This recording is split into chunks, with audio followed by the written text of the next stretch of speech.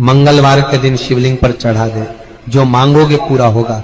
हनुमान जी का ध्यान करके एक आंकड़े के पत्ते पर शहद लगाकर शिवलिंग पर चढ़ा दे। द्रौपदी कह रही है मेरा पति मर नहीं सकता, ये मेरा विश्वास है। दीन बंधु दीनानाथ मेरी डोरी तेरे, मेरी डोर तेरे हाथ में तो कैसे मर जाए।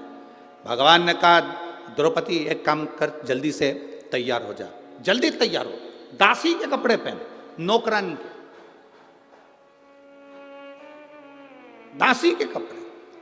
द्रौपदी ने कहा दासी के कपड़े मैं क्यों पहनूं, तू पहन। दासी के कपड़े पहनाए भगवान ने और कहा चल भीष्म पितामह के कक्ष में। पितामह को नींद नहीं आ रही होगी क्योंकि कल अर्जुन मरने वाला है। तू जाके उनके चरण छूना, आशीर्वाद लेना, वो अखंड सौभाग्यवती का आशीर्वाद तुझे दे देंगे, काम खत्म। तू चल मेरे साथ। द्रौपदी दासी के कपड़े पहनकर चली। पांव में जूतियां पहन गई द्रौपदी, पांव में चप्पल पहन गई। भगवान ने आवाज लगाई द्रौपदी रुक रुक रुक, इधर जल्दी जल्दी आ। द्रौपदी ने कहा क्या भैया, चप्पल निकाल जल्दी से। द्रौपदी के पांव की जूतियों को, चप्पल को भगवान ने चप्पल में चप्पल फंसाया और काली कम्बल ओढ़कर एक वृक्ष के नीचे चप्पल का टेका लगाकर मेरा द्वारकाधीश सो गया। मेरे द्वारिका के नाथ सो गए, चप्पल का टेका लगाकर काली कम्बल ओढ़कर जो मेरा द्वारका का नाथ सोया। द्रौपदी को कहा कोई पूछे कि अंदर क्यों जा रही हो, कहना मैं दासी हूं, झूठे बर्तन उठाने जा रही हूं। चले गए। दरवाजे पर जैसे पहुंचे द्वारपालों ने मना करा, तुम कौन दासी, मैं झूठे बर्तन उठाने में। अंदर चली गई। भीष्म पितामह खिड़की के पास खड़े थे, नींद नहीं आ रही थी। द्रौपदी ने चरण पकड़ लिए। भीष्म पितामह को लगा दुर्योधन की पत्नी रोज सुबह जल्दी स्नान करके मुझे प्रणाम करने आती है, आज और जल्दी आ गई। उनको क्या मालूम था, वो तो समझे दुर्योधन की पत्नी है, उनको क्या मालूम था कि ये द्रौपदी है। उन्होंने तुरंत जो देखा, द्रौपदी तो इतना इतना पल्लू लेकर गई थी क्योंकि सेविका थी, दासी थी। दासी इतना पल्लू करके जाती थी राजभवन, सेविका।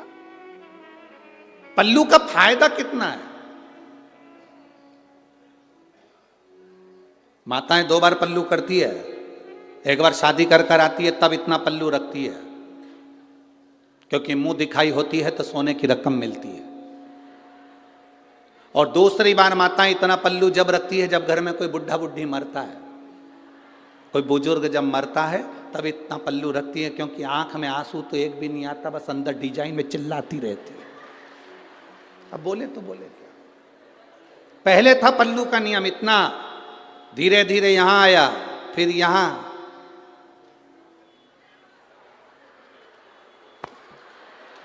गया। अब तो वो लाइन आती है ना, देखते रह जाओगे, बस अब पल्लू दिखता ही नहीं है। आपको नजर आ रहे पल्लू।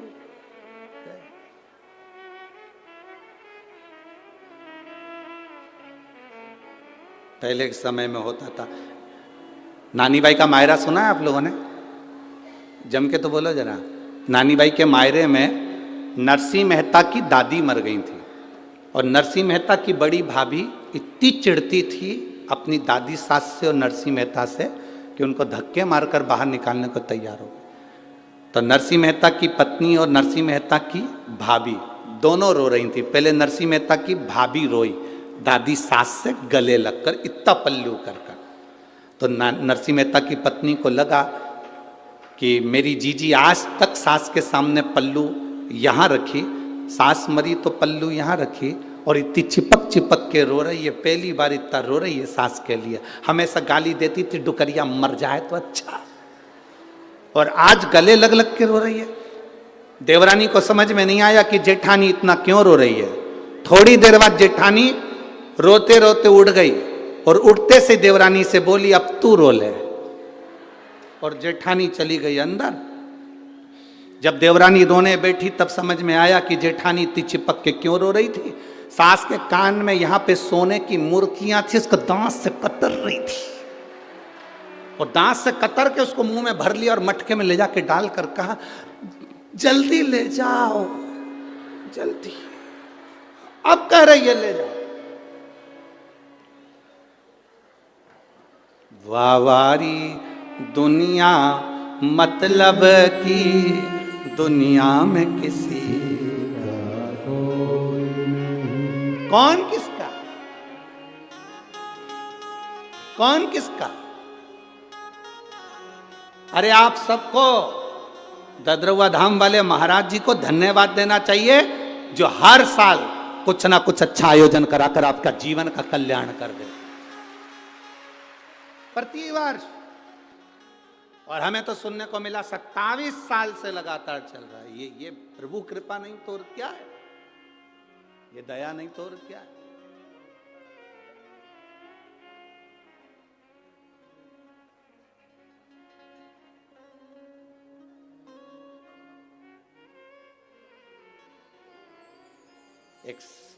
एक संत वो होते हैं जो अपने अपने वालों को खिला देते हैं, अपने अपने वालों के लिए कोई आयोजन अरेंज कर लेते हैं, पर ये वो संत हैं जो केवल अपने वालों के लिए नहीं सबके लिए करते रहते हैं। ये वो संत है, सहज नहीं।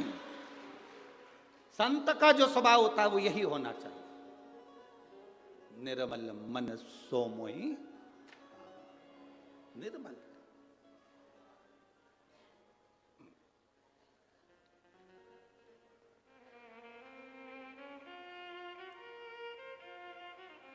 महाराज पल्लू कर कर चली गई द्रौपदी। भीष्म पितामह के चरण पकड़े, भीष्म पितामह को लगा दुर्योधन की पत्नी, आशीर्वाद दे दिया। अखंड सौभाग्यवती भाव। तुम तो बोलो, जरा जम के बोलो, अखंड भाव। फिर से बोलो, हाथ उठा के तो बोलो, हाथ उठा के। अखंड सौभाग्यवती भाव। फिर से बोलो,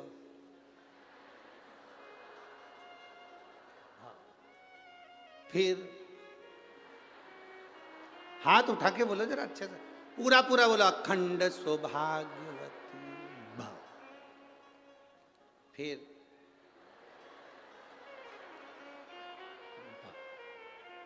वापिस। फिर नहीं, हम तुमसे बुलवा कर इसलिए देख रहे हैं क्योंकि सुदामा जी द्वारका गए थे और जब उन्होंने, द्वारकाधीश ने सुदामा जी से कहा था, देखो तुम्हारी बहुएं तुम्हें प्रणाम करने के लिए आएंगी, तुम्हारी सब घर की मेरी जितनी पत्नियां हैं सब प्रणाम करने आएगी, तुम आशीर्वाद देना।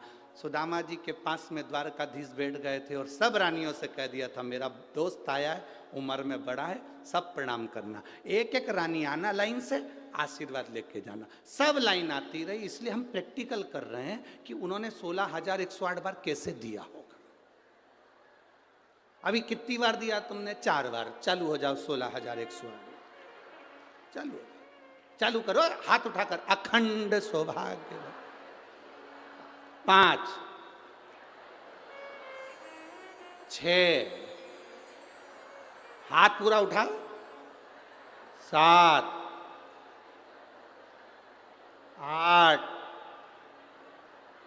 9 10। आज ददरुआ धाम में पूरी प्रैक्टिस अपने ही करना है। फिर वापिस बोलो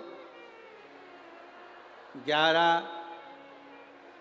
बस सुदामा जी भी यही कर रहे थे, आशीर्वाद दे रहे थे। अखंड सौभाग्यवती भव, अखंड सौभाग्यवती भव, अखंड सौभाग्यवती भव, अखंड सौभाग्यवती भव, अखंड सौभाग्यवती भव, अखंड सौभाग्यवती भव, अखंड सौभाग्यवती भव, अखंड सौभाग्यवती भव। थोड़ी देर बाद द्वारकाधीश से पूछा, कन्हैया इधर।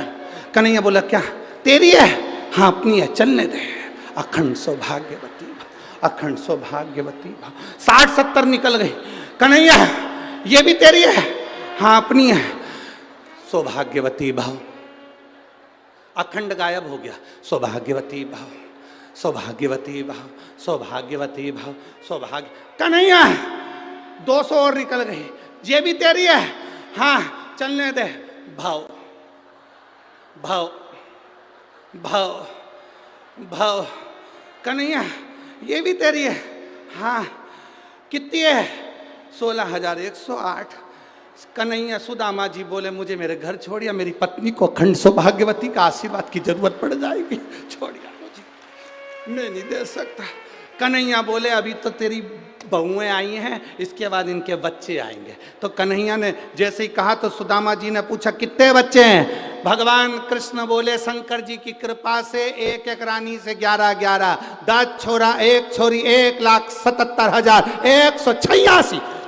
सुदामा जी सिंहासन से नीचे गिर गए। रेंदे दादा, पूरा जिला यहीं बसा लिया, रेंदे तू मेरे घर छोड़िया। तुम पूरी सुदामा जी की कथा देखना। सुदामा जी जैसे आए थे वैसे और डंडा टेक के गए, इतना दे गए। दादा लोग कह रहे थे कि भगवान द्वारकाधीश ने 3 लोक का राज्य दिया, कोई द्वारकाधीश से पूछे सुदामा ने क्या क्या दिया, क्या नहीं दिया। अब भीष्म पितामह ने कह दिया, क्या बोले भीष्म पितामह द्रौपदी को? बोलो जम के बोलो, हम तुमसे इतना नहीं खिलवाएंगे, बोलो जम के बोलो। अखंड सौभाग्यवती भाव। जैसे ही कहा भीष्म पितामह ने, द्रौपदी ने अपना पल्लू ऊंचा करा। जैसे ऊंचा करा तो भीष्म पितामह ने कहा द्रौपदी तू? द्रौपदी कहती है पितामह अब तो कल देखूंगी मेरा